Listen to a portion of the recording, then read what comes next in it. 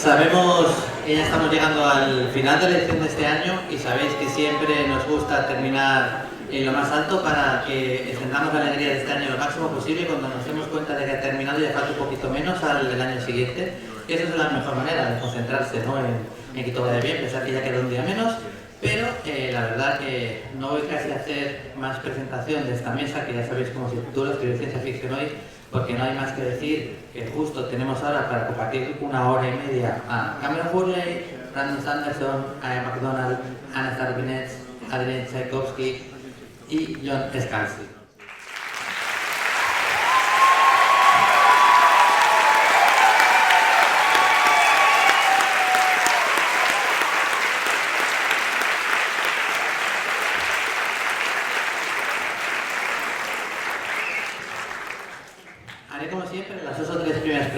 Pero yo me sentiría muy decepcionado si luego no aprovecháis vosotros el tiempo que muy generosamente os vamos a dejar para que le preguntéis lo que queráis.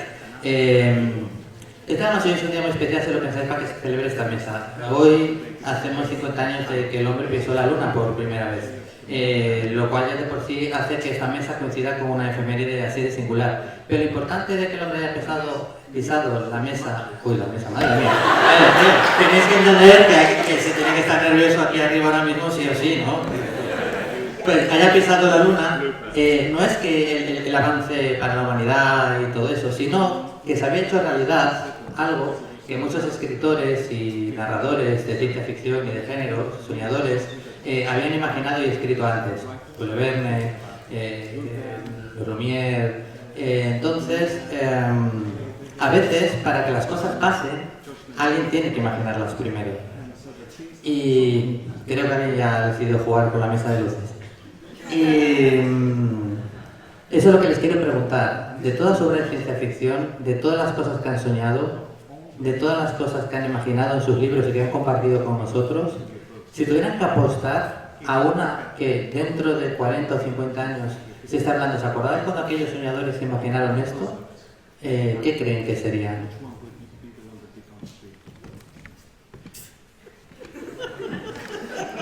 Oh, yeah, no pressure.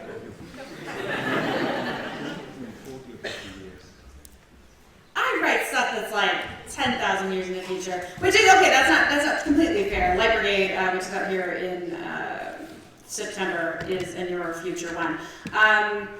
I don't know that time travel is going to happen for your 50 years, but it could. I think some of the futures that we necessarily build could be less dystopic than the ones that I write about, certainly. But I do see kind of an increasing, corporate hegemony, especially in the United States, and I'm curious about how that's going to end up in 40 or 50 years. Probably, certainly going to see a lot more organic technology being used. I think I was on a panel recently where I said, hey, we're going to be doing a lot more things with organic technology, with putting stuff in your brain, with that like slicks and stuff for suits, and all everybody wanted, they said, okay, well that was great, but now we want to talk about power armor and pulse rifles. And I said, well that's a wonderful vision of the future from 1950, 1960, 1970, but what we're kind of looking at now is going to be a much different future from where we're sitting than we saw necessarily in the 50s and 60s. Bueno, la verdad es que mi obra está ambientada en su mayoría en un futuro dentro de unos 10.000 años y no creo que sea justo el que me ponga yo aquí a tratar de ver que eso se puede convertirse en realidad o no. Me parece que lo del viaje temporal en los próximos 50 años probablemente no se invente, pero quizás lo que deberíamos preocuparnos es por lograr que el futuro sea menos distópico de lo que parece que va a ser, que nos preocupemos por ir escribiendo un futuro distinto entre todos. Veremos, espero, en los próximos 40 o 50 años un aumento de la economía cooperativa en Estados Unidos y creo, y esto lo dije ya en una mesa en la que estuve recientemente, que habrá más tecnología orgánica que se irá implantando en nuestro cuerpo, se implantarán cosas en nuestro cerebro. Y yo cuando dije, ¿sois conscientes en aquella mesa de que va a haber cosas que se implantarán en nuestro cerebro, en nuestro cuerpo? Me dijeron un resto, ya, pero ¿va a haber armaduras de protección corporal y armas láser o...?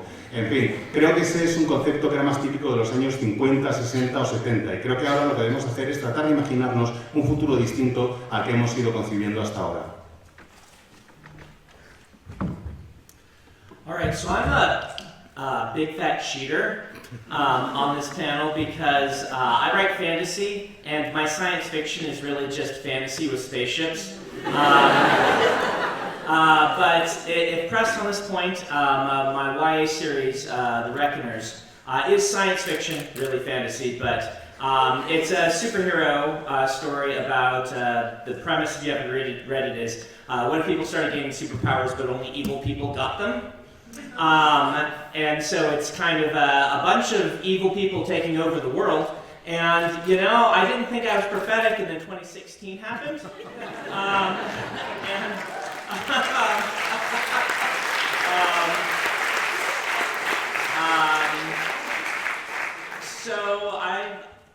Science fiction writers and fantasy writers, I think the truth is that we mostly write about our personal experience using the lens of the future or the past. Certainly there are great science fiction writers who are trying to postulate about the future. I'm not trying to do that. I'm trying to work out my own experience with being human by looking at today and using these as lenses. So I'm not sure if I would count on anything I write becoming true. I would hope that the darker stuff doesn't become true like that one accidentally did. Yeah. Bueno, tengo que reconocer que yo soy aquí el infiltrado en esta mesa. Soy un poco el tramposo, porque yo no escribo ciencia ficción, de verdad. Yo escribo fantasía con naves espaciales como mucho, y hablo del futuro. O también se puede decir que mi serie de los Reckoners es ciencia ficción, en realidad fantasía, que es historias de superhéroes. Y me pregunto, parto de la premisa de qué ocurriría si la gente que consigue superpoderes son todos villanos, son todos malos. Con lo que no contaba yo es con que esta premisa se fuera a convertir en realidad en 2016. Eso sí que no lo veía yo de ninguna de las maneras convirtiéndose en realidad. El caso es que tanto en la ciencia ficción como en la fantasía, lo cierto es que tratamos de ver cuáles son nuestras experiencias, analizarlas con unas lupas, con cristales, mirando hacia el pasado o hacia el futuro. En la ciencia ficción tratamos de mirar siempre al futuro, y yo lo que hago es tratar de basarme en mis experiencias como ser humano cuando uso esas gafas. La ciencia ficción de verdad mira al futuro, y en cambio yo en mi obra lo que hago es mirar eso, la experiencia humana. Espero que no se haga realidad nada más de lo que he escrito, sobre todo las partes más oscuras, y que no vuelva a ocurrir un accidente como el que os he mencionado.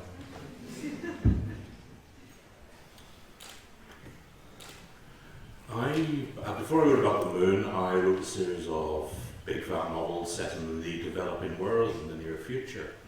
One was set in India in the near future. One was set in Brazil in the near future. One was set in Turkey in the near future.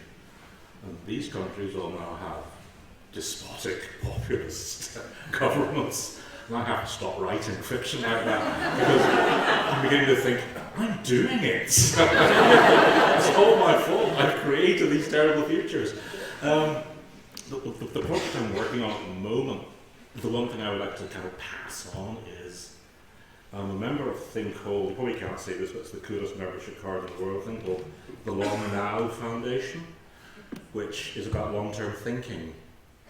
The idea is to make people think about time the way that the picture of the Earth coming back from the moon makes think about space.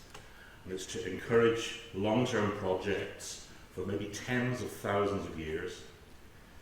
And for me, that's the important thing, is to stop humans thinking short-term, because short-term is destructive, and think long-term for not just 7 generations, but maybe 70 generations down the line. So that's the thing I'm writing about now. I would like everyone to pass on, and fewer dictatorships. Antes de escribir la trilogía que acabo de publicar, que es la trilogía de Luna, yo me he dedicado a escribir obras de ciencia ficción bastante tochas que estaban ambientadas en distintos países. Por ejemplo, tengo una que está ambientada en la India en un futuro cercano. Tengo otra que está ambientada en Brasil en un futuro cercano. Y tengo otra que está ambientada en Turquía en un futuro cercano. Desde que escribí esas novelas, esos 3 países se han encontrado con que tienen gobiernos despóticos y populistas. Así que voy a dejar de escribir ese tipo de ficción, porque sinceramente empiezo a pensar que es culpa mía y me da un poco de miedo. He decidido abandonarlo y ahora tengo otro proyecto. Y es un proyecto que me llama muchísimo la atención. Formo parte de una sociedad que tiene el mejor carnet de miembro del mundo. Es la sociedad del Long Now Foundation. Es la sociedad del ahora a largo plazo, si queréis. en el que se trata de modificar la concepción del tiempo por parte de la humanidad. Igual que cuando ves una foto de la Tierra desde la Luna, empiezas a pensar en el espacio, lo que queremos en esta fundación es cambiar un poco el concepto del tiempo por parte de la humanidad y no pensar a corto plazo, sino pensar en la consecuencia de nuestras acciones en decenas de miles de años. No pensar en lo que puede ocurrir dentro de 7 generaciones, sino pensar en lo que puede ocurrir dentro de 70 generaciones. De eso va también mi siguiente proyecto y espero que eso sí se haga realidad y que haya menos dictaduras.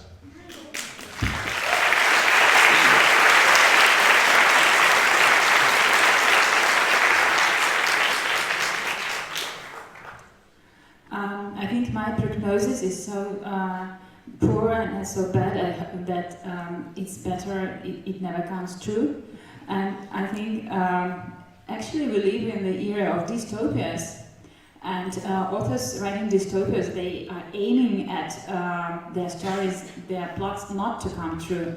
I think it is maybe Kurt Vonnegut who said that the sci-fi author is a canary in the mines, that the miners, they took canaries, a small bird, to the mine because a canary feels like the smell of the gas the first, and as soon as the canary starts yelling very loudly, it means that it's time to go up, and so all the people are saved. So when we are writing dystopias, me for instance, I have a dystopia, The Living, El Vivo, about the humanity connected through wireless, brain to brain, and becoming the kind of intellectual insects, like the living creature, consisting of many unique items. But I hope we don't go there. Last time when I was a child, I made a prognosis. When I was 11, I wrote a small novel. It was called The Life After Death of Kamrad Smetanin. And that Kamrad Smetanin, he had some adventures. I was a small kid. He had some adventures in a dead Soviet Union. And in a year, the Soviet Union collapsed. And my mother said, "What have you done?"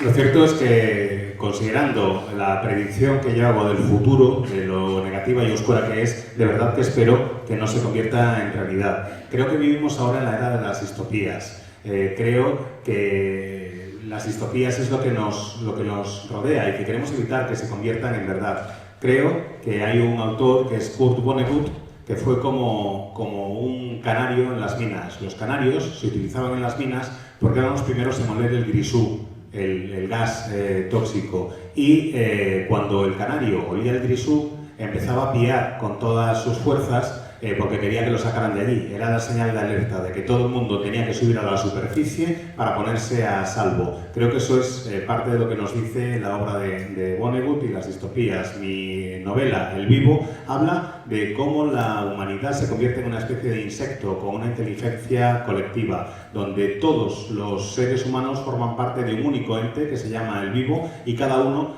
no es más que una pieza de ese ser vivo. Y yo sinceramente espero que no lleguemos a esa situación. Además, cuando tenía 11 años escribí una novela que se llamaba Vida y muerte del camarada Smetanien.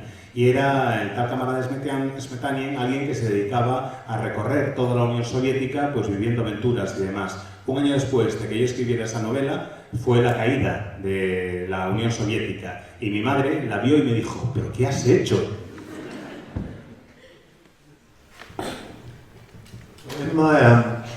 I wrote my novella Ironclads before the British referendum, and included in it a Britain that cut itself off from Europe, collapsed economically, and become a territory of the USA.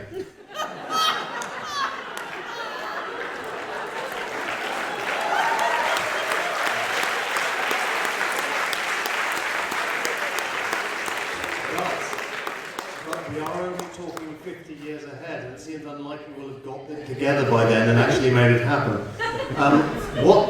The thing I've written about seriously that I think if we're going to see it at all, we will see it in 50 years. We will look another intelligence in the face, and it probably won't be aliens, and despite my writing, it probably won't be uplifted animals, more's the pity, but I think that if it is at all possible, we will by that time have created a genuine self-aware artificial intelligence, so we're sort of as self-aware as humans are self-aware. And my dreadful fear at that point is we will get how we deal with that very, very wrong, because all the thinking I've seen to date has been massively do as I say and not as I do. And if it's at all self-aware, it'll look around at the rules that we try and place on it, and then at how we actually act towards each other, and realise that we are being colossally hypocritical in the way we're trying to get it to limit itself. And then that will go very badly. Escribí una novela corta que se titula Ironclads. En ella hablaba de un Reino Unido que había abandonado la Unión Europea y que se había convertido en un territorio de Estados Unidos. Y eso yo decía que iba a ocurrir dentro de 50 años, pero me temo que ha acelerado bastante el proceso. Ya más en serio, lo que sí creo que puede llegar a ocurrir, lo que sí me espero en unos 50 años, es que nos encontremos mirándole la cara a otro ser inteligente, a otro tipo de inteligencia en este planeta. Y no creo que sean extraterrestres, y no creo que sea, por desgracia y por mucho que me gustaría, caso de animales, sino que creo que estaremos ante una inteligencia artificial consciente de sí misma, que es autónoma realmente, tan autónomos como somos los humanos, y que tendrá como modelo de referencia a una raza que lo que hace es decir, tú haz lo que yo digo y no lo que yo hago. No nos va a hacer ni caso, va a aprender un tipo de comportamiento bastante negativo y creo que va a darse cuenta de lo hipócritas que somos, y eso nos augura muy mal futuro. You know, I'm sensing a theme here. We all need to stop writing except Anna. Veo un patrón común, todos deberíamos dejar de escribir, menos Ana. I have lost my voice, so I regret to say that, first off, karaoke with Scalzi has been cancelled tonight.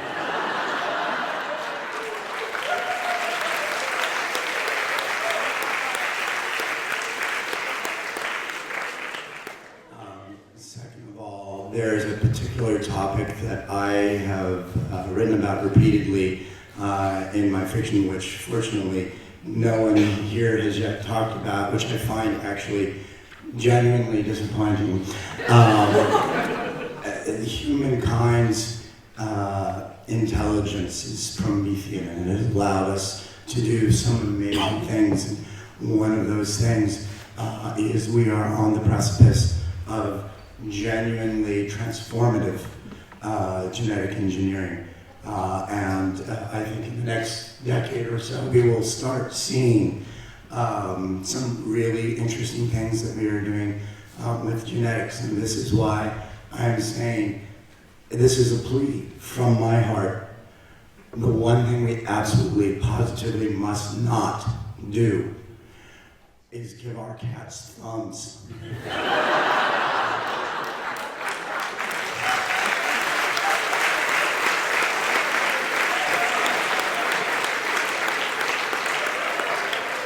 I know what you're thinking, but my cat loves me.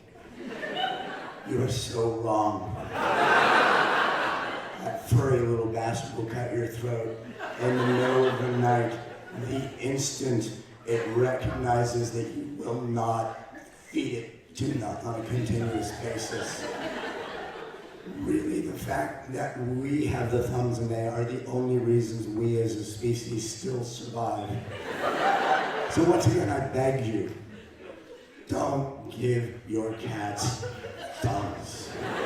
Thank you.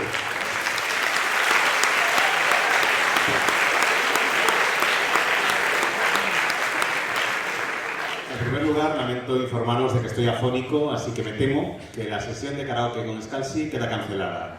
En segundo lugar, hay un tema sobre el que yo he escrito bastante en mis obras de ficción y que me decepciona bastante que no haya salido hasta ahora, y es que la inteligencia de la humanidad es prometeica. Es una inteligencia ciencia que es capaz de desarrollar un montón de cosas y creo que en el futuro vamos a ver grandes avances en la ingeniería genética, que en el plazo de una década habrá cosas muy interesantes en la ingeniería genética que ofrecerán un montón de posibilidades. Y como temo esas posibilidades, os pido, por favor, os suplico de corazón, que no le deis pulgares prensiles a vuestros gatos.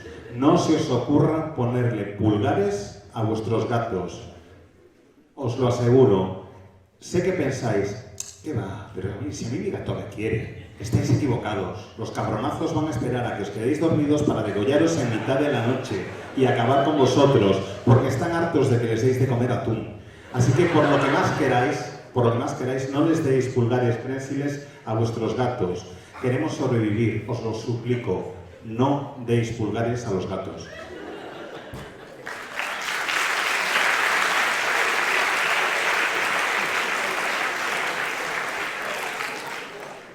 Bueno, como ya veis que las respuestas llevan un tiempo, vamos a abrir ya el turno de preguntas para que aprovechéis, así que alguien tiene alguna pregunta. Bueno, bien, el chico de blanco, adjudicado. Yo quería saber qué científicas o avances tecnológicos del mundo real los han inspirado más a ustedes en su trabajo. Which scientist or technological advance has inspired you most in the real world? I spent a lot of time, especially with this latest novel, The Light Brigade, with quantum physics, which I find awesome and spooky and creepy and great because it's fantasy. And I love it, yes!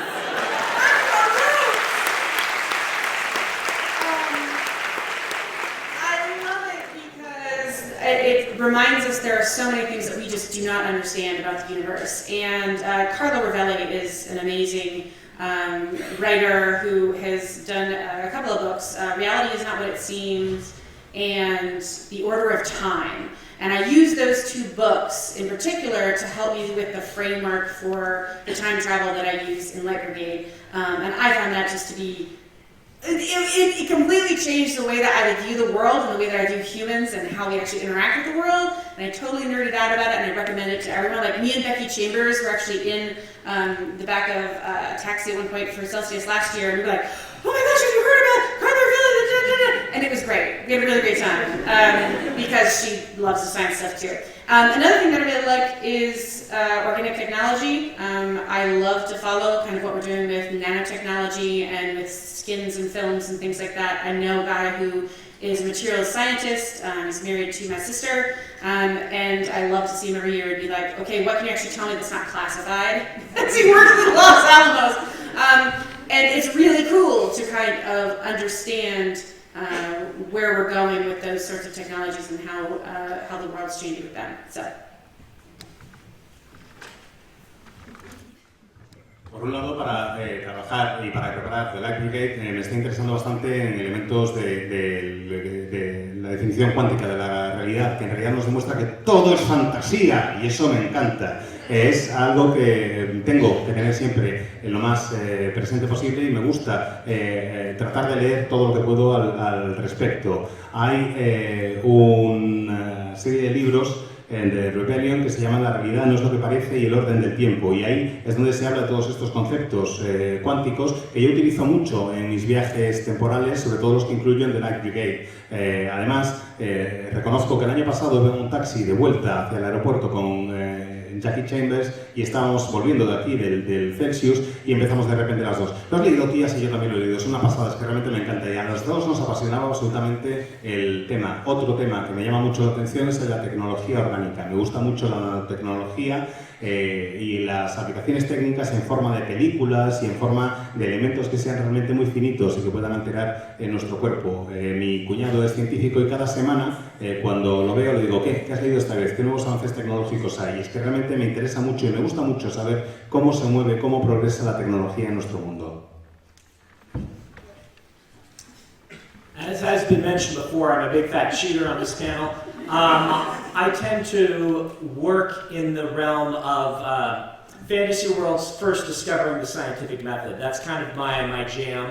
I like to live in this space where people are starting to apply scientific reasoning to the world around them, and kind of the advent of kind of Renaissance level scientific reasoning and these sorts of things. So I tend to be more inspired by people like Newton and Galileo than modern scientists. I love that era, I talked about this yesterday, where people were first trying to, like Newton believed that alchemy was a thing and he was trying to make it work. And that sort of stuff really excites me, that boundary line. But if I have to look at a real science, it is some of this organic tech that I wrote a short story, I guess short for me. It was long, it was a novella. It takes me 10,000 words to write my name. That was based around the idea that, that our genetic code stores so much information in it, and this idea of turning people into biological computers, which they kind of already are, but using it and storing it was a techno thriller where information was stored in someone's DNA and things like this. And it really was a really long excuse for a really good pun because it was all stored in his hand, so it was a literal thumb drive. I know.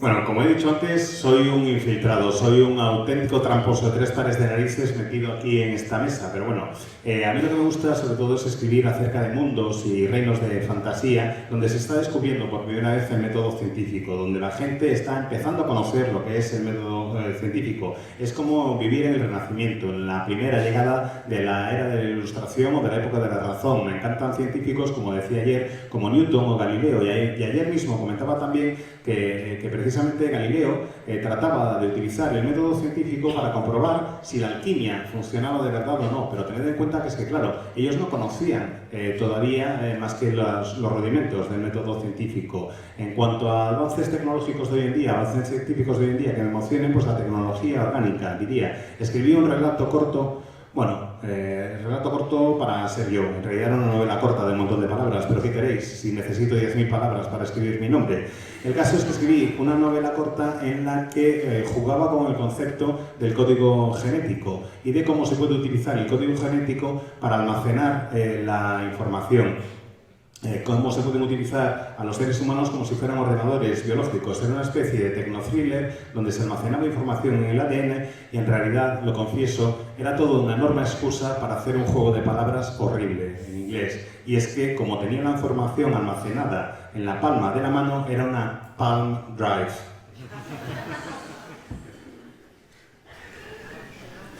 Yeah, every so often I sit and I think a lot. Writers sit and they think a lot. Or they pretend to think, and every so often something comes on this makes you go, there's an idea I haven't had before. I was reading recently about computers made out of forests, that trees connect up. The mycorrhizal fungal network that connects the roots of trees together may in fact make forests into giant, in effect, neural networks that switch on and off like the neurons in your brain. And that vast forests, which may have up to 1 trillion trees in them, may in fact be very, very slow computers. A thought might take, or an idea or a signal might take 10 years to go from one end of the forest to the other. And I sort of love, it's like that old Ursula Le Guin story, a vegetable love shall grow vaster than empires and more slow. And this idea that there may be another, not intelligence, but a way of thinking and computing out there that we cannot communicate with because it operates in a totally different time frame from us.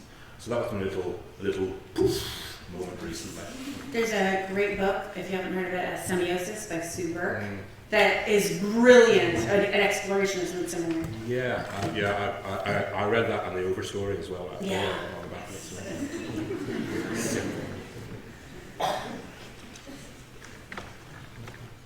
A mí lo que me da muchas veces es por sentarme y ponerme a reflexionar, que eso es algo que hacemos mucho los escritores, tratar de ponernos a pensar a ver si se nos ocurre alguna idea, algo que no se nos hubiera ocurrido nunca antes. Y últimamente me ha dado por pensar en ordenadores biológicos, en que los bosques puedan ser en realidad una especie de ordenador biológico, que la red de hongos que conecta los distintos árboles sea como una red neuronal y que al igual que las neuronas de nuestro cerebro, esa red se encienda y se apague.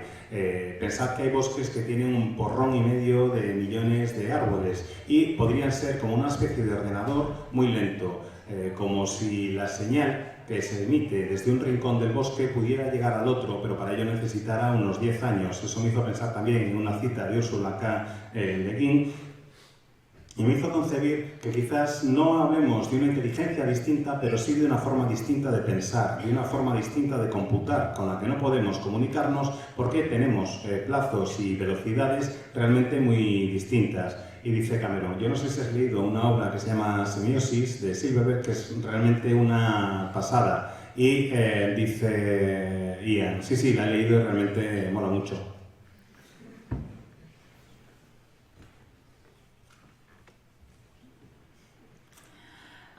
It is such a pity my English is not my mother tongue, so I can't really express with it what I want.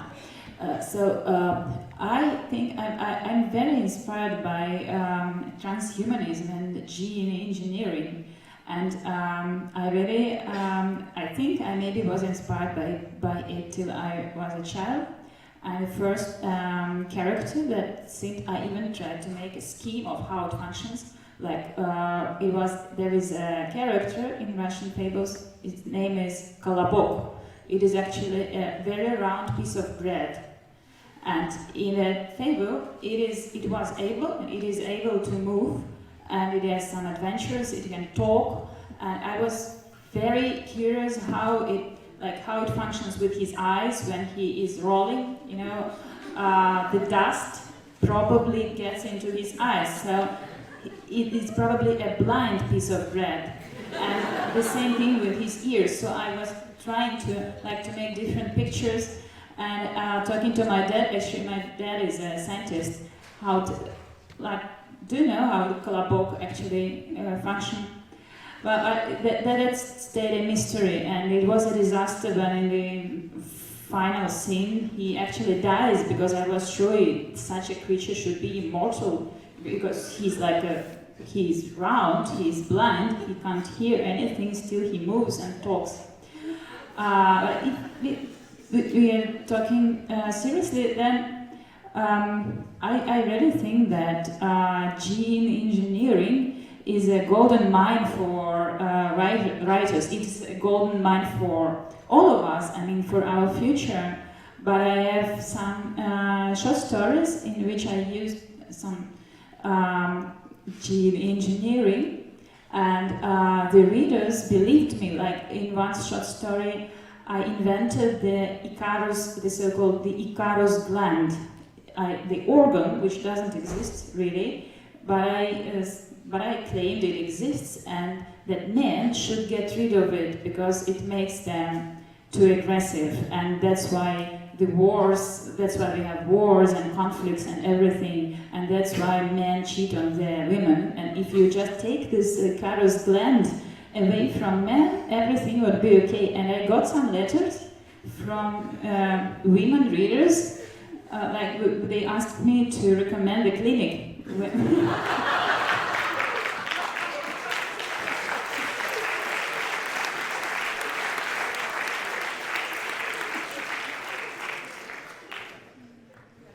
De verdad que siento mucho que el inglés no sea mi lengua materna, porque no consigo expresar absolutamente todo lo que me gustaría, y de verdad que aquí me gustaría explayarme, pero bueno. Hay dos cuestiones que me interesan bastante desde el punto de vista científico, que son la ingeniería la ingeniería genética y el transhumanismo. Es algo, lo de cómo afecta la forma de los seres vivos a su devenir, es algo que me interesa desde siempre. Había, cuando yo era niña, un personaje que era una especie de bollito redondo que se llamaba Calabó, que era redondo, que se llamaba Calabó, que era como una especie de bollo de pan o algo así, que se podía mover. Y a mí lo de que se pudiera mover y pudiera hablar me suscitaba un montón de curiosidad, porque pensaba, vamos a ver, si se mueve, se tendrá que mover rodando. Si se mueve rodando va a levantar polvo. Si tiene polvo, si se levanta polvo y no tiene manos, se le va a meter en los ojos y se va a quedar ciego el pobre. Y lo mismo le va a pasar con los oídos. Y le daba muchas vueltas yo todo ese tipo de cosas. Incluso llegué a acercarme a mi padre, que era científico, y decirle: papá, de verdad, ¿cómo funciona lo del calabó? ¿Cómo puede sobrevivir? Yo tenía claro que no podía ser inmortal, que el final de la historia, cuando apareciera, tenía que ser que moría. Y ahora, ya hablando más en serio, creo que vivimos en una época dorada de la ingeniería genética, que es una mina de oro, realmente para todos, no solo para los escritores, sino para todos nosotros. Hay un relato en el que juego con esos conceptos y hablo de ingeniería genética, más o menos. Es un relato que se llama la glándula Ícaro, que es una glándula que en realidad no existe y que si se la quitan a los tíos, a los varones, se vuelven menos agresivos, y que esa es la glándula responsable de que sean agresivos, de que empiecen guerras y de que les sean infieles a sus parejas. Y si se le quita, si se le extrae, si se nos extrae esa glándula a los varones, todo va bien. Después de publicar este relato, empecé a recibir cartas de lectoras que se lo habían creído todo realmente, que veían que era verosímil lo de la ingeniería genética y que me preguntaban si les podía recomendar alguna clínica.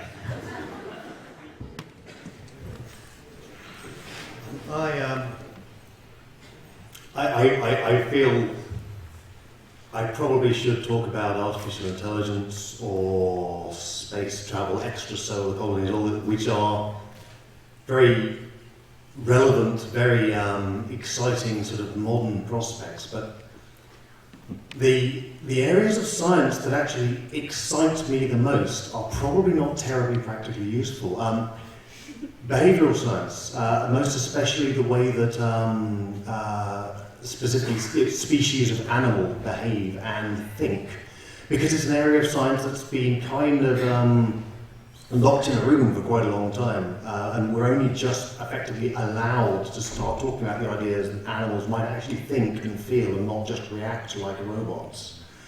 And also evolution. Evolution is not a terribly practical discipline. You can learn a lot from how, especially as we're entering a period of extinction at the moment, but the idea of saving the world with evolution is probably not going to happen. But there is something very profoundly numinous about the concept of that deep time, that all those previous eras where things lived and died and perhaps looked at the world and thought that we were not there to see and we can never know. And that touches me on a profound level. And I'm very much into the idea of speculative evolution. I mean, as people can see who've read Children of Time, even though I'm giving it a helping hand, I'm trying to present a realistic, non-human evolution. And the idea that there is no destiny in evolution, and the fact that we are here now was by no means inevitable, and it could have been something else, is fascinating to me, and what that might be and what it might have looked like, and what other masters the Earth might have had under other circumstances. I mean, weirdly, I do have a book currently sitting with Pam Macmillan in London where I have an alternative timeline where cats get thumbs, and we don't do well in that timeline.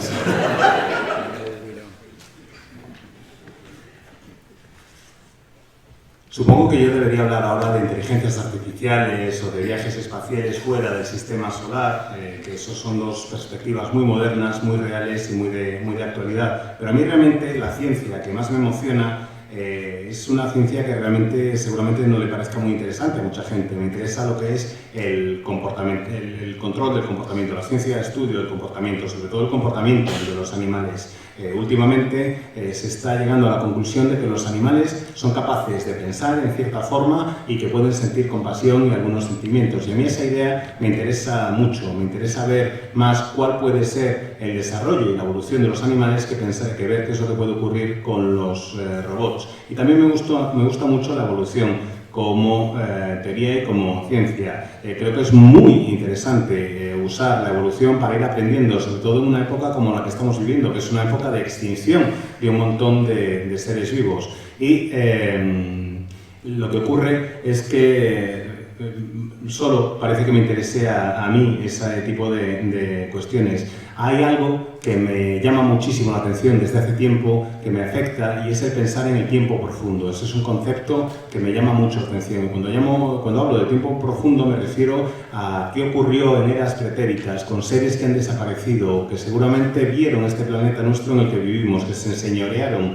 de él, que eran los dueños y señores. Y me afecta de manera muy profunda el pensar qué puede haber sido de ellos, cómo vivieron y desaparecieron, qué es lo que les ha ocurrido con el paso del tiempo y que no hayan dejado ningún rastro de sí mismos. Creo que es un destino que es prácticamente inevitable para todos. Y además tengo que reconocer también que tengo una novela acerca de la evolución del mundo en otras circunstancias. Un texto está en Macmillan, en las aficiones de la editorial Macmillan, en el que hablo de visiones alternativas del mundo con otros seres que hayan podido ir evolucionando, y en ese texto que está en Macmillan, los gatos tienen pulgares. Lo lamento.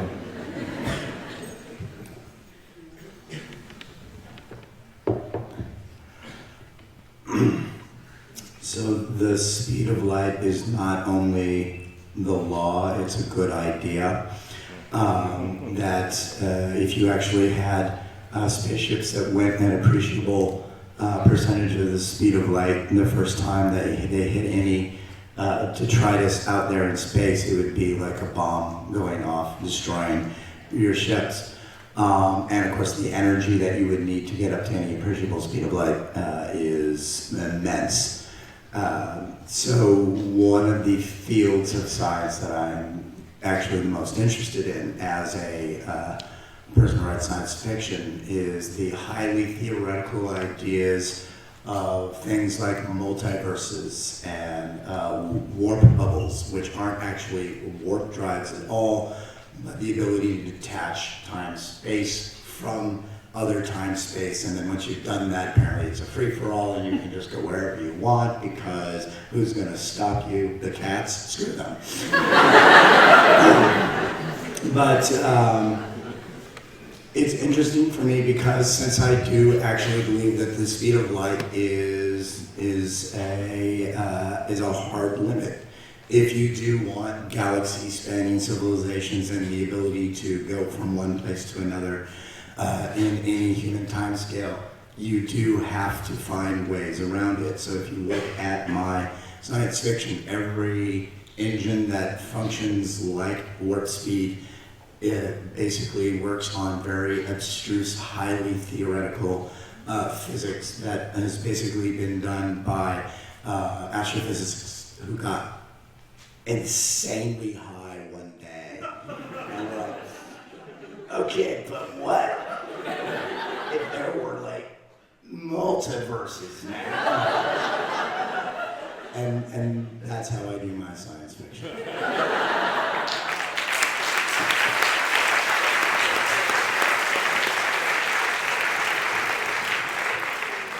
Supongo que, considerando mis obras, lo que tendría que hacer es empezar a hablaros de por qué es tan difícil viajar a la velocidad de la luz, de cómo, si llegas a la velocidad de la luz, lo más probable es que lo primero que ocurra es que sea que te la pegues y que haya una gran explosión de la enorme cantidad de energía que sería necesaria para alcanzar la velocidad de la luz.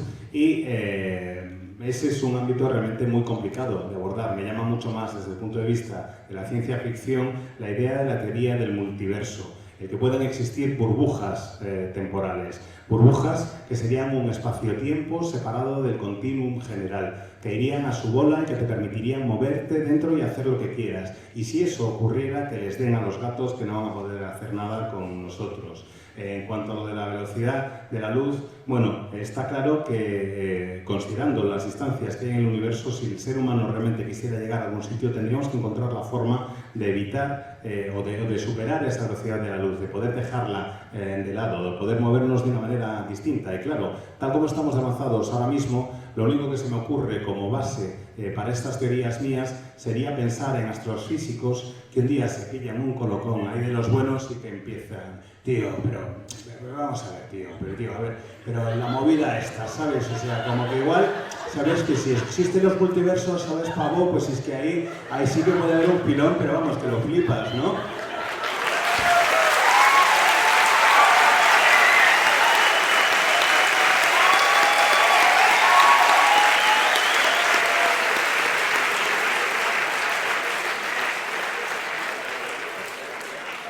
¿Más preguntas?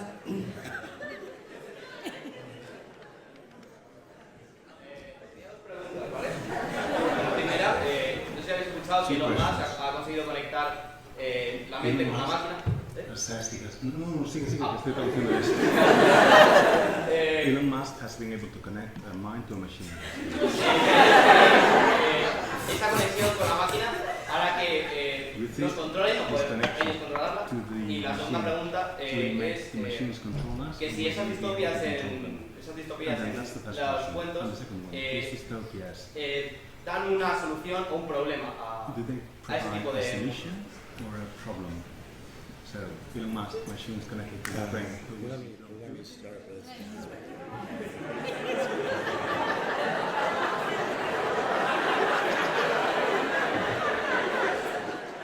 What?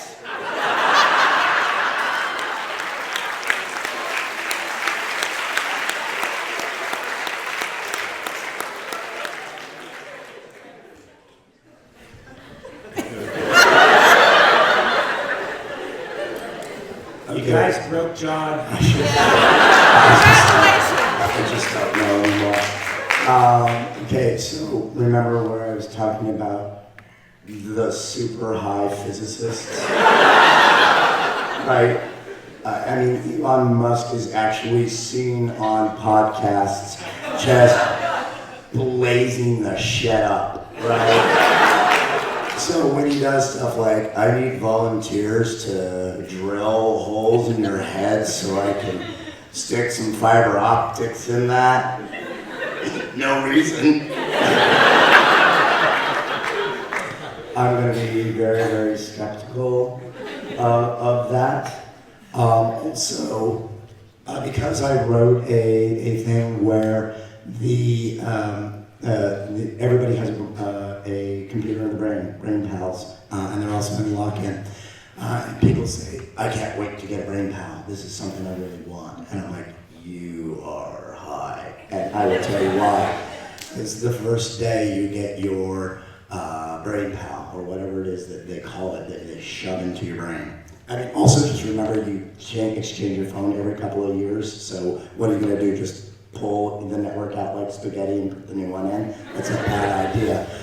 But the thing is that you get it, and for the first day, it's amazing. It's alternate, it's augmented reality that tells you all these things, and you're looking around, and it's so awesome. And you're like, I can't believe I waited so long to do that. And then you go to bed, and at 3 o'clock in the morning, the Viagra ads come for you. And the Meet Desperate Singles ads, and all the other ads, and they're in your brain, and you literally cannot keep them out. Because if you think about what the security on your phone, and on your computer, and on everything else that you own, how bad it is, if you think they're going to do a better job of that, because it's in your brain, then Elon Musk is going to pass you that joint.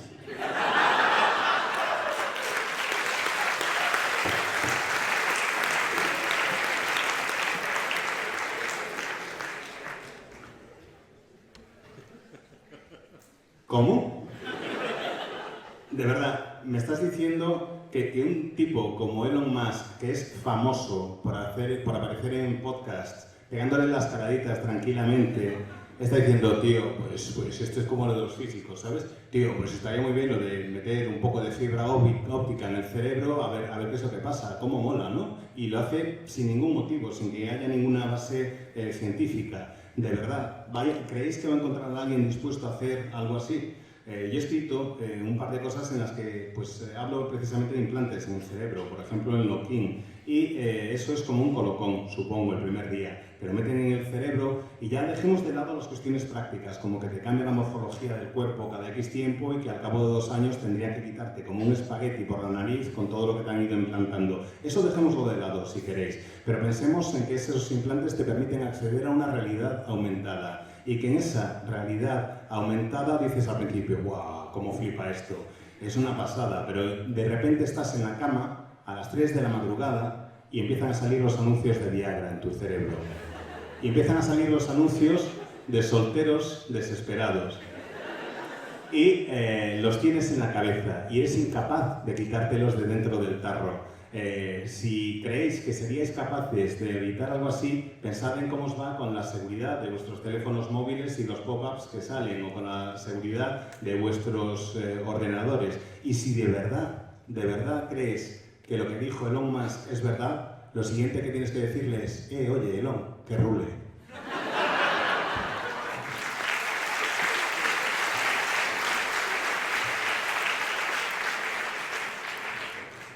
A really depressing answer to your first question, but I'll try and salvage it with a slightly optimistic answer to your second. So, yeah, let's say we get machines linked to our brains. Who is in control, the machines or us? The people who put machines into your brain are in control of the machines who are in control of us. And that is absolutely how that will go. This is something I touch on in Dogs of War. It is something I touch on a little more in the sequel to Dogs of War, assuming it ever gets published, because that's just been handed into my agent. But yeah, that seems like a golden opportunity for all the things that people in power want us to do or not do to be hardwired into the way we are allowed to think. So that's the downbeat part. Dystopias. With a few exceptions, I honestly think that most dystopian stories are stories of hope. Because if you start in a story where everything is fine, then you know bad things are going to happen. But if you start when things are already at their low ebb, they are usually a story of hope. If in the apocalyptic dystopias, they're stories of hope because someone is still there telling that story, that not everyone has died. Dystopias are, certainly the current crop of dystopias that we have, they are very much stories about how to turn things around. They're stories about resisting the inevitable, whether it is climatic inevitable or human-created inevitable. They are stories about the best of humanity growing in the most hostile soil.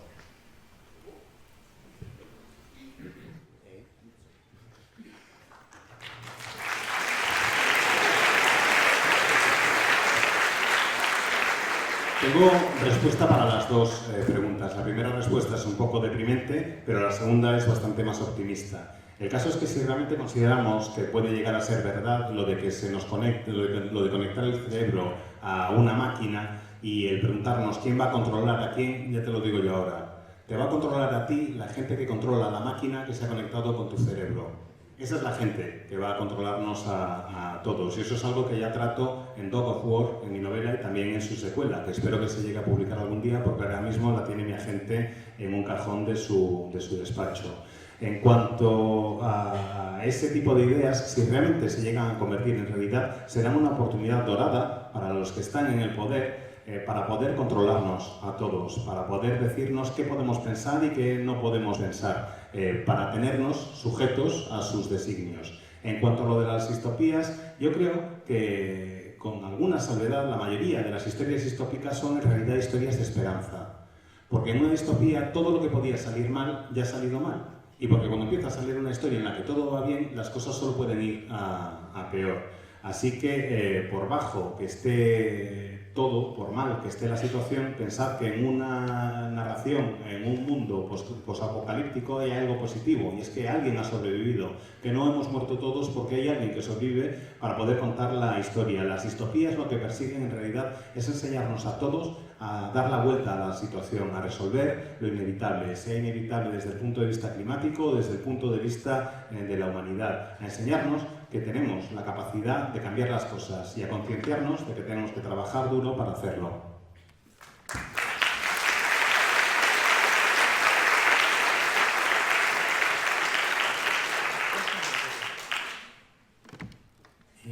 Do you want to add something or okay? Yeah. I think Elon Musk is a jerk.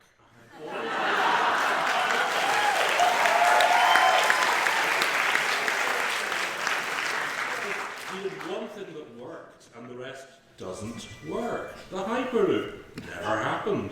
Big holes under Los Angeles never happened. Get a Thai football team out of a cave. Let's send a mini submarine into the cave. No, let's send trained drivers. Yeah. But because he's the CEO, a Silicon Valley tech billionaire, he thinks that everything he says is genius. And it's not. He's basically a bad Bond film, a bad James Bond film. In fact, let's start a Kickstarter to have a white cat sent to him to stroke. Preferably with opposable thumbs.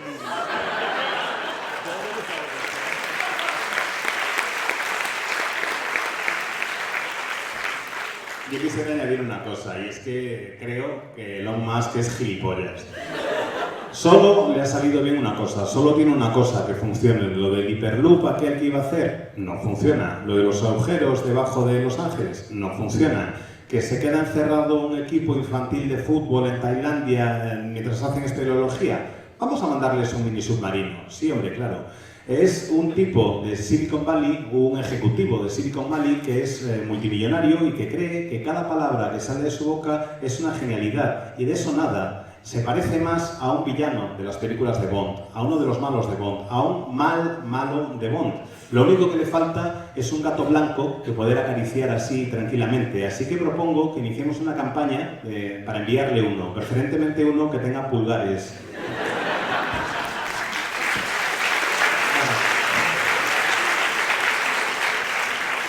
Vamos a cambiar un poco del lado para la siguiente pregunta, porque si no, no los veo. ¿Tabal también quiere? Sí, ya veo que sí. Sí, hace unos años, en una entrevista, Eva Barceló dijo algo que el año pasado puso de moda Noah Harari.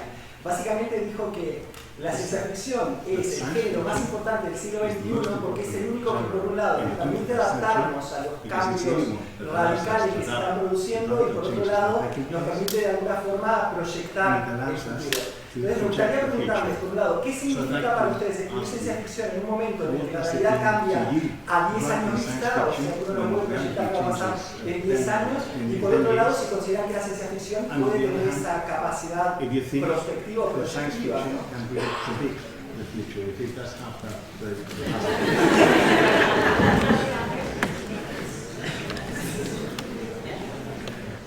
I think all of us are ultimately writing about our present, and science fiction is often a reflection of our fears and concerns and what's going actually on in the present. I think what ends up happening is sometimes that what we write might inspire people, like, what if we had like a Star Trek thing and you could just be like, hey dude, and then we make that thing. And I think that part is really cool, but it's not necessarily that science fiction writers are like these super wizards. We like to pretend that we are. But a lot of it is just that, Brandon is, obviously.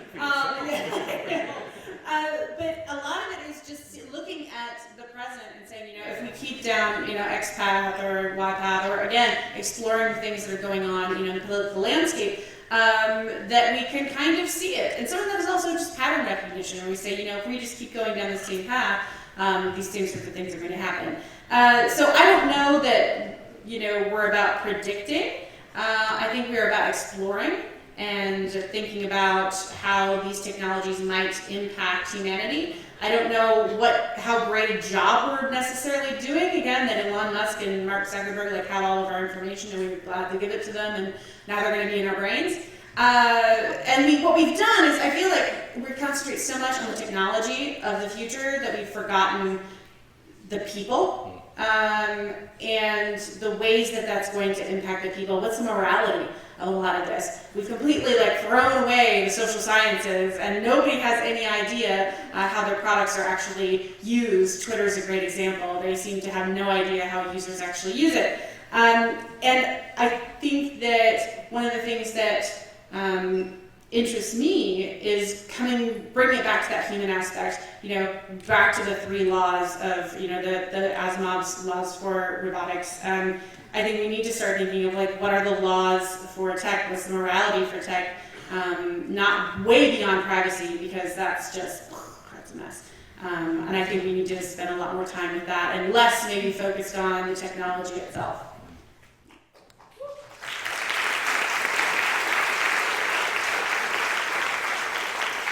Creo que en realidad lo que hacemos los escritores de ciencia ficción es reflexionar acerca del presente, acerca de nuestros miedos y preocupaciones. Queremos escribir para tratar de inspirar a la gente y para ver qué es lo que se puede hacer y cómo podemos protegernos, por ejemplo, de elementos como el uso de la tecnología. Creo que hay gente que cree que Star Trek es todavía algo que es muy posible, que el futuro va a ser color de rosa. Bueno, pues el papel de la ciencia ficción es hablar de ese posible futuro, pero inspirar a la gente para que actúe. Y debéis tener presente que aunque a veces nos comportamos como si lo fuéramos, en realidad no somos magos superpoderosos. Es entonces cuando Brandon hace un gesto de bueno. Y ella dice, habla por ti, ¿eh?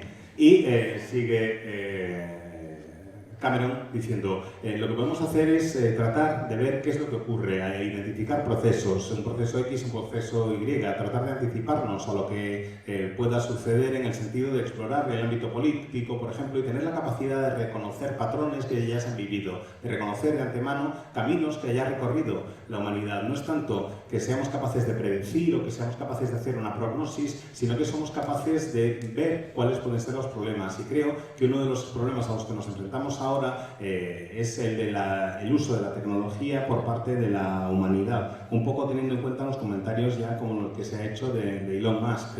Debemos tener en cuenta que muchas veces la visión del futuro que tenemos se basa únicamente en la tecnología y se olvida de las personas. Olvidamos que hay que tratar de añadir algún elemento de moralidad en la tecnología, ser conscientes del impacto social que tienen los avances tecnológicos, que tenemos que aprender a utilizar los avances que nos da la ciencia. Una cosa tan sencilla como Twitter es un buen ejemplo del mal uso que podemos dar al progreso tecnológico. Necesitamos hacer algo semejante a las 3 leyes de Asimov para la robótica, pero aplicarlo a la tecnología, aplicar algún tipo de moral al progreso y al desarrollo tecnológico, no solo en lo relativo a la protección del ámbito privado, sino también en lo relativo al uso de la tecnología y al desarrollo de la tecnología. Debemos dedicar menos tiempo a pensar en los avances tecnológicos en sí y mucho más a pensar en las consecuencias que tienen.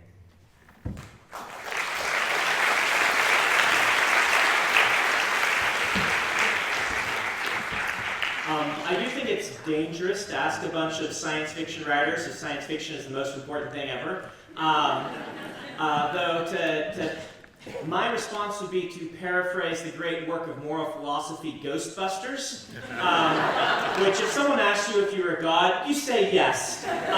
So yeah, I really do think sci-fi fantasy is the most important thing ever.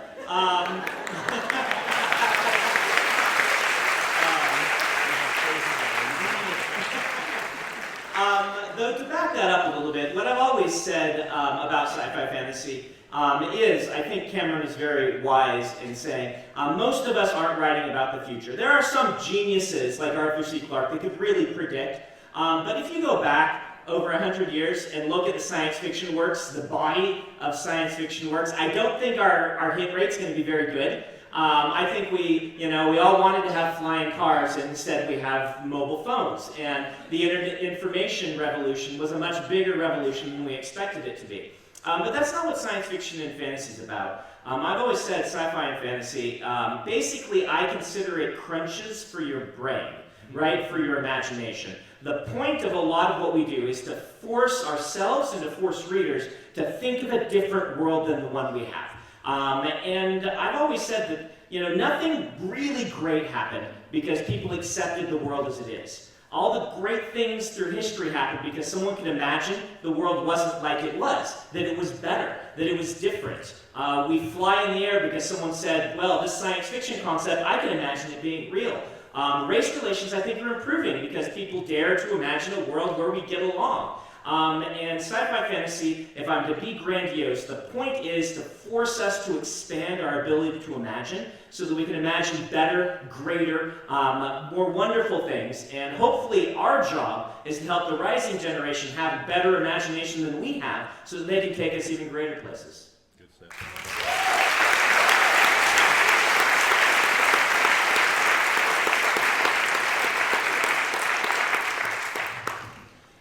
Vamos a ver, que si alguien te pregunta si ser escritor de fantasía te hace ser súper importante o escritor de ciencia ficción o te hace ser alguien realmente muy especial, respondes de cabeza que sí, que por supuesto, que no hay nada más importante en el mundo que la fantasía y la ciencia ficción y que eso es lo que hacemos, que somos verdaderos magos los que nos encargamos de escribir fantasía y ciencia ficción. Y ahora ya un poco más en serio, Cameron tenía razón cuando decía que la inmensa mayoría de los escritores de ciencia ficción en realidad están escribiendo sobre el presente. Hay algunos visionarios, como Arthur C. Clarke, que son capaces de predecir realmente el futuro. Pero si nos fijamos en lo que se escribía en ciencia ficción hace unos 100 años más o menos, veremos que todo el mundo estaba realmente intentando predecir el uso de los coches y nadie se anticipaba lo de los móviles. Por cierto, que lo de la ciencia ficción y responder que eres un dios surge de esa noble obra de la filosofía que se llama Los cazafantasmas.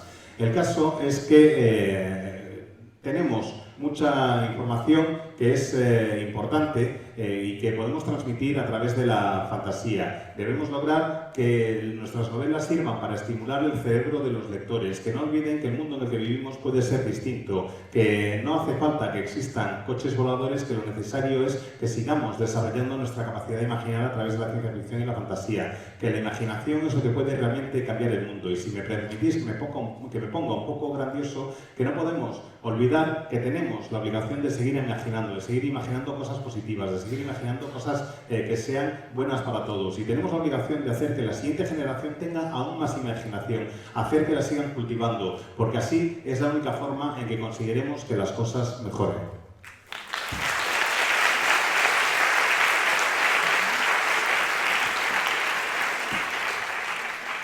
I think it was I think it was me said that last year. I remember sitting next to Cameron, so I'm saying about that. I'm going to be very quick and say what brand of that. I still stand by that. I still think it is.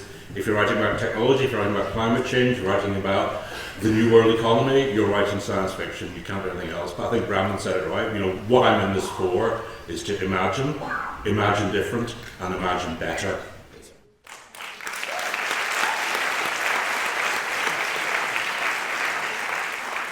Creo que el año pasado, sentado en esta misma mesa y al lado de Cameron, dije algo muy parecido a lo que acaba de decirnos ahora Brandon. Creo que si estás tratando de luchar contra el cambio climático o pensar en cómo lidiar con la nueva economía, en realidad estás hablando de ciencia ficción. Y creo que la ciencia ficción, que yo me he metido en este negocio para imaginar más y para imaginar mejor, para imaginar algo más grande.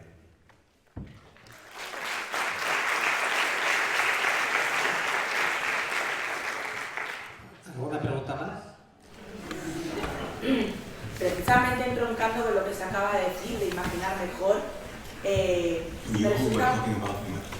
resulta curioso. Recientemente en un club de lectura leímos Crónicas Marcianas de Ray Bradbury, que es como uno de los grandísimos, y ya sé que tiene 70 años, pero era un mundo tan increíblemente patriarcal que entonces mi pregunta es, ¿por qué les resulta a los autores y autoras, pero sobre todo a los autores de ciencia ficción, tan sencillo imaginar cosas imposibles y no el fin del patriarcado?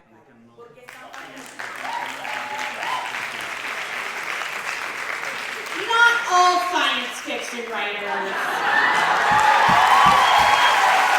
on now.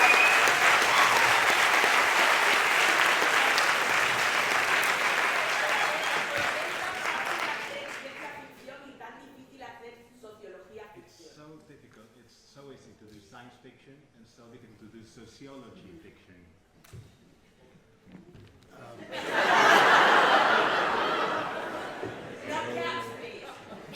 No cats. That's it. That's all he's got. That's all he's got to cats, guys. No cats.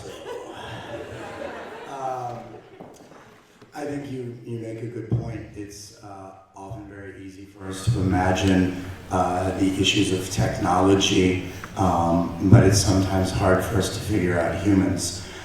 It is not only science fiction and fantasy writers who have this problem, that you see this sort of failure to accurately model other people in other genres as well.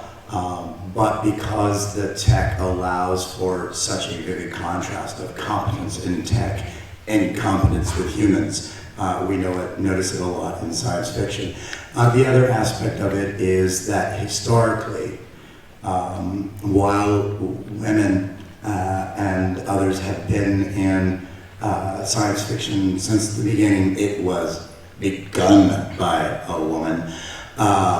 It is also the fact that the quote-unquote golden age of science fiction and then the new wave of science fiction was predominantly dominated by white men, and that's partly because that was the world, and it was also partly because, for example, John Campbell just preferred his men white. And the thing is that to some extent, something that we've had to progress beyond. And it's been. Are you taking notes here? Sorry. Not enough cats. And it's the sort of thing where in every situation where women and minorities and people who are non-binary and people who are trans have said, we're here, we had the same reaction that everybody else did, which was a wing of us freaked out and was like, no, you can't play with this. This is ours. We make the muscular shoot 'em science fiction. And that worked out great for them. But what has happened very recently, and I think there is a very strong movement this direction, is that we are seeing that science fiction is becoming as diverse as the world is, because the writers are coming in and saying this is our field too, and the readers are also saying these are people we want here. So the change is happening. It's changing more rapidly than it did. There's still a huge amount of progress to be done, but it's better than it was. We still have far to go.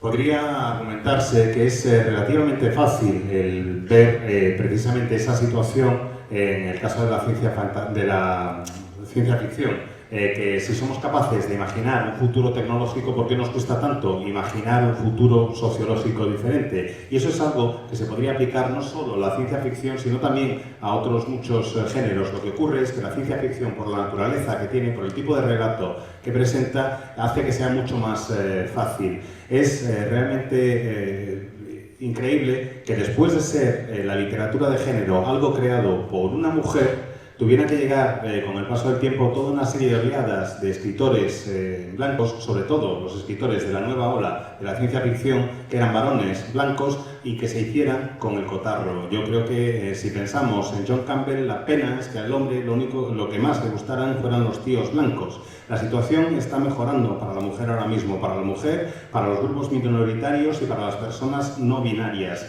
Hay una transformación, hay una reacción distinta. Están reclamando su sitio y es lo correcto. No se trata simplemente de jugar, de dejar que los de siempre sigan jugando con la ciencia ficción, y es bueno que vaya llegando esta gente, es bueno que vaya llegando gente nueva, tenemos que decir. Es bueno que la ciencia ficción sea tan diversa como es diverso el mundo. Hay autoras que están llegando, que están diciendo, esto también es nuestro, y los lectores están diciendo, y a nosotros nos gusta y queremos que os quedéis. Tenéis un papel que desempeñar. Hay cambios, hay avances. Queda muchísimo por hacer todavía, pero son avances y la situación es mejor de lo que era hace no demasiado.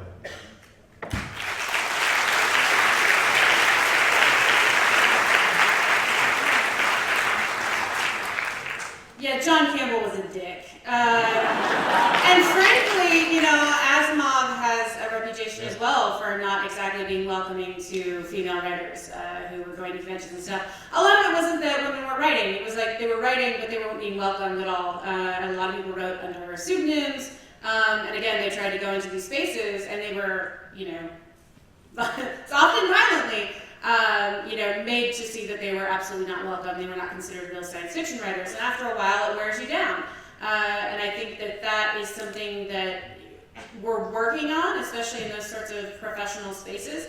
But it has taken not only women standing up and saying, hey, this is not okay, but we've had to have a lot of men actually come forward and be like, hey, this is not okay as well, because men tend to listen to other men because patriarchy.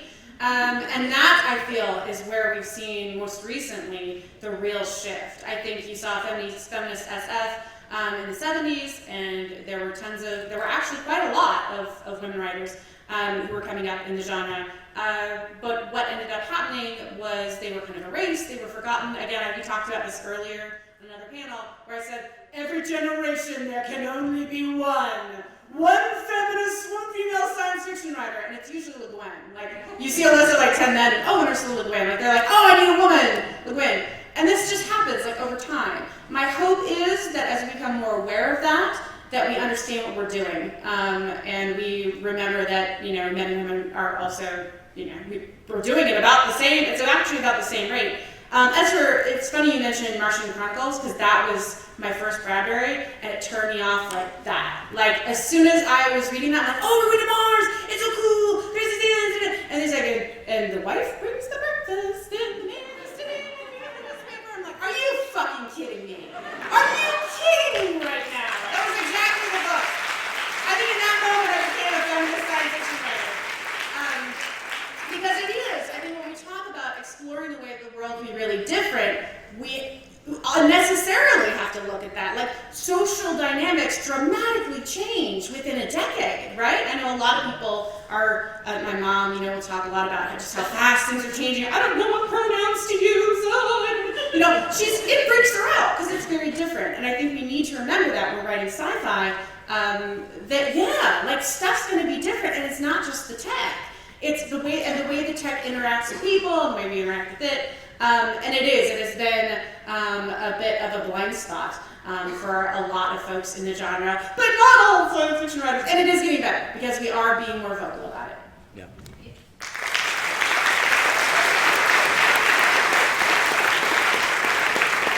A ver, para empezar, Campbell era gilipollas, y Asimov tampoco es que tuviera muy buena reputación cuando se acercaban escritoras y aspirantes a autoras en distintos salones y convenciones. No es que les tratara precisamente bien el tipo. Las mujeres en el mundo de la ciencia ficción, por lo general, trataban de darse a conocer escribiendo con seudónimo, y cuando iban a convenciones o cuando se encontraban con grupos de autores y veían que quien había escrito el relato que les había gustado con un seudónimo era en realidad una tía, pues como que les hacían sentir muy poco bienvenidas, no le daban ningún tipo de acogida, hacían que se sintieran realmente cansadas, y, que se sintieran realmente pues, fuera de lugar, y eso al final acaba por cansarte. Es necesario el ir cambiando esa concepción, y esto ha ido mejorando con el paso de los tiempos, Necesitamos un nuevo espacio profesional para las mujeres, y no solo que sean las mujeres las que tomen la palabra, sino que los hombres también apoyen cuando sea necesario. Ha habido un cambio en la concepción de la familia, un cambio desde los años 70, un cambio en el entorno profesional, ha habido un cambio de distintas generaciones, en el caso de las generaciones.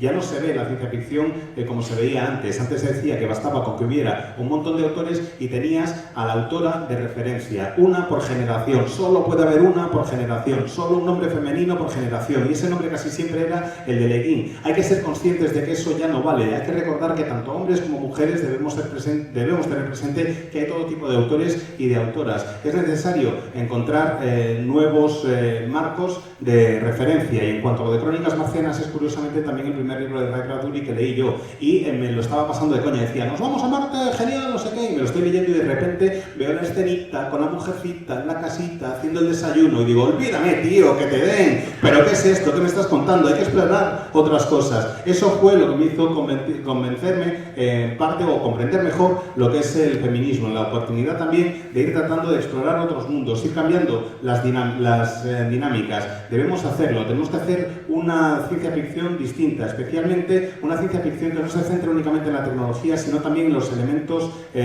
sociales. Y tenemos que hacerlo con fuerza y tenemos que lograr que todas las autoras nuevas que estamos llegando tengamos fuerza y que se nos oiga.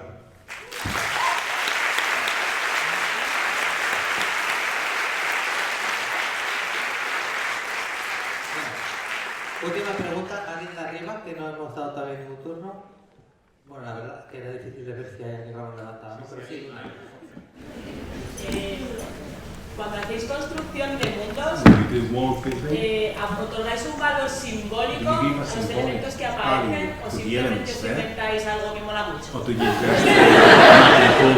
So when doing world building, the elements that you include have a symbolic value, but you just include cool things because they're cool.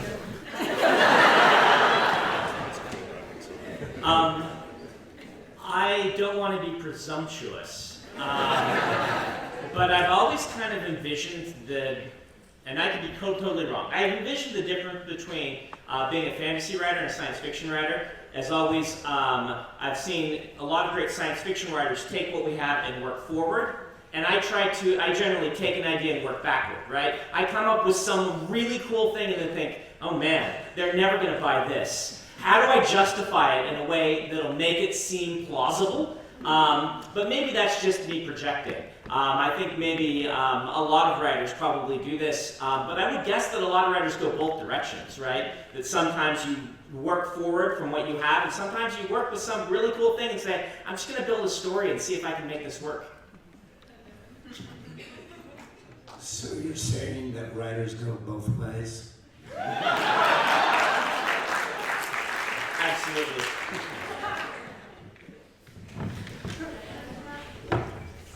Igual es un poco presuntuoso por mi parte, pero creo que cuando pienso en fantasía y en ciencia ficción, creo que normalmente hay autores que parten de un concepto y lo tratan de desarrollar. En ciencia ficción, se parte de un concepto y se trata de desarrollar hacia adelante, y en fantasía normalmente lo que haces es tener el concepto y yo por lo menos trato de buscar la explicación lógica de ese concepto que me mola tanto. Quiero ver qué es lo que puedo hacer, porque hay gente para que la gente se lo trague, para que entiendan el concepto que he ido desarrollando. A lo mejor es que estoy proyectando, pero creo que hay muchos escritores que hacen exactamente eso. Los de ciencia ficción que van hacia adelante, los de fantasía que van hacia atrás y otros que juegan a dos bandas. Y eso es algo que realmente me parece que se ve con bastante frecuencia y creo que está bien para el desarrollo de las historias. Dice John Scalzi, ¿acabas de decir que hay escritores que juegan a dos bandas?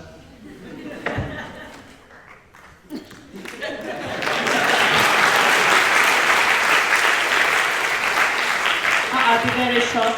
I think the moment I find myself thinking about the symbolic meaning of something in my text, I need to make a seppuku, commit suicide. Of course, but cool things, really cool things, they become like metaphoric and symbolic by themselves. Cuando me pongo a escribir, si me tengo que empezar a plantear que todo lo que estoy haciendo, si es chulo o simbólico, mejor cometo seppuku. O sea, mejor me suicido directamente. Creo que las cosas que realmente molan porque tienen un contenido simbólico y metafórico en sí mismas.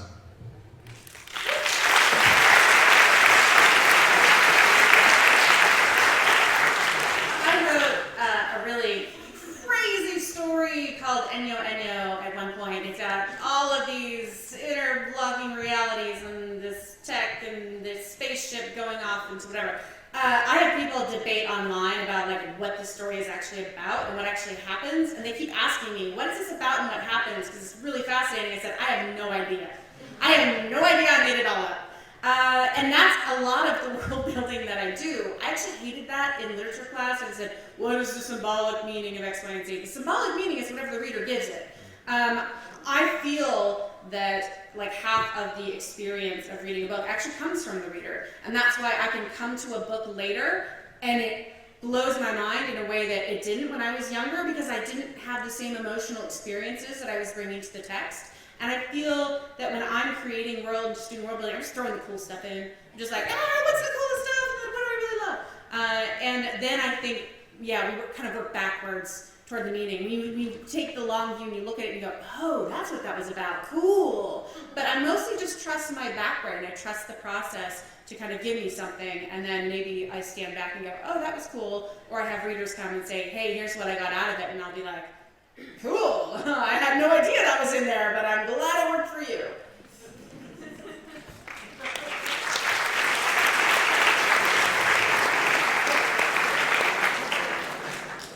Tengo una historia corta que está colgada en internet que se llama Año, y que realmente es una cosa que es bastante interesante, pero que está llena de naves y de cosas raras y yo que sé, hay hasta debates online para preguntarme de qué va. Hay gente que me escribe y me pregunta, ¿pero esto de qué va? Y digo, yo qué sé, yo la he escrito y la pongo, pero me parece fascinante, me parece realmente muy chula. Y es de eso de lo que se trata en muchas ocasiones. Cuando trato de crear mundos, efectivamente lo que trato es de ir inventando cosas que van sucediendo y a veces el valor simbólico reside en el escritor y otras veces el valor simbólico reside en el lector. Depende de las experiencias que aportes como lectora a un libro.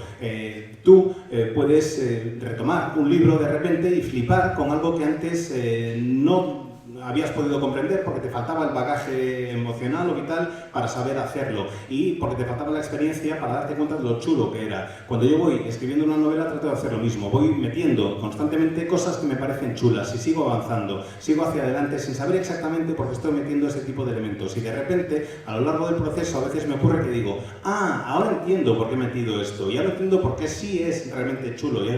Ahora entiendo por qué realmente tiene un valor y tiene un significado. Y otras veces son los lectores los que llegan y me dicen ¿cómo me mola este símbolo que incluiste en tu obra que quiere decir esto y lo otro? Y yo digo, pues mira, en realidad no era eso lo que tenía en mente, no sabía qué valor tenía, pero me alegro que ese sea el significado que tú le das.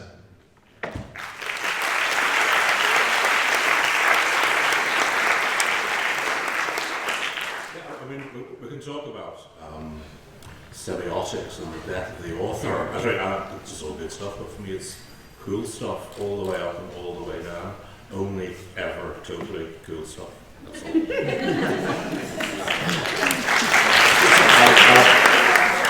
In the Luna books, I basically wanted a society that looked like madmen on the moon, that dressed in the 1950s suits and drank martinis.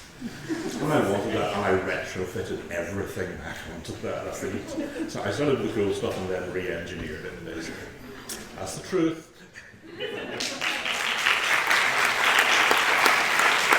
Podemos hablar todo el rato que queráis de semiótica, de la muerte del autor, darle vueltas arriba y abajo y a la verdad incluimos básicamente lo que nos apetece. En el caso de la trilogía de Luna, por ejemplo, yo quería escribir una trilogía en la que apareciera una sociedad que fuera en realidad como Mad Men en la Luna, con la gente vestida con trajes años 50 y bebiendo martinis. Y una vez tuve esa idea, traté de ajustarlo todo de manera casi retroactiva para que funcionara de manera correcta. Y esa es la verdad, eso es lo que hacemos.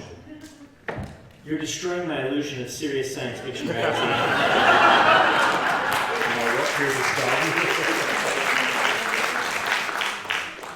Just to build on what's been said, I think a lot of us do start with the cool stuff, but the thing about the human mind is we look for meaning. Yeah. And even if you're not consciously doing it, that meaning, that symbolism, that deeper gravitas to the story will get put in there. And often as a writer, you'll be very surprised to find what deep links you have unconsciously made while putting the story together.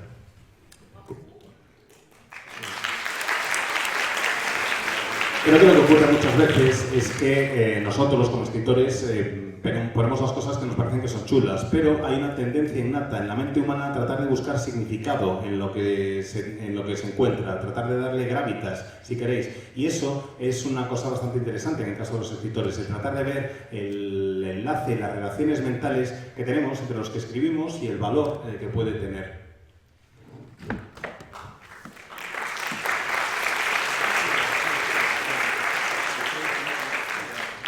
Bueno, y antes de que os levantéis y marchéis, ya sabéis que van a estar luego arriba firmando, una cosa importante, cuando reservéis y anunciemos las fechas del Celsius del año que viene, a lo mejor, no seguro, pero no reservéis 4 días, a lo mejor tenéis que reservar alguno más, ya veremos.